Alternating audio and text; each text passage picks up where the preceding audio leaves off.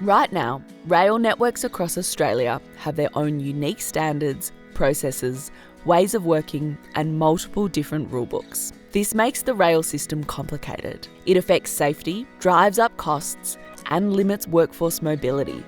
Imagine if you were driving from Brisbane to Melbourne and you had to get 3 driver's licences for the 3 states you were in. You had to get your car roadworthy in 3 states and you needed them registered in 3 states. Oh, and by the way, the road rules are different in each state and traffic lights mean something different in Victoria.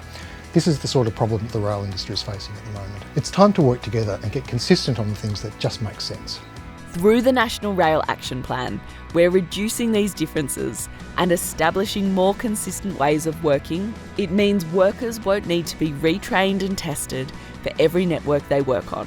And freight operators won't have to navigate several different approval and testing processes to take a train across the country.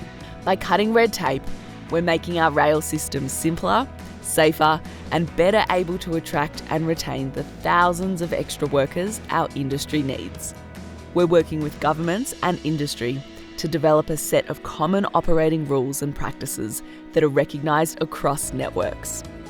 We're also developing a consistent approach to approving and testing new rolling stock. Australia's transport ministers have agreed on a national pathway to achieving streamlined approval processes that are recognised nationally. This will reduce costs and save time for both our rail operators and infrastructure managers.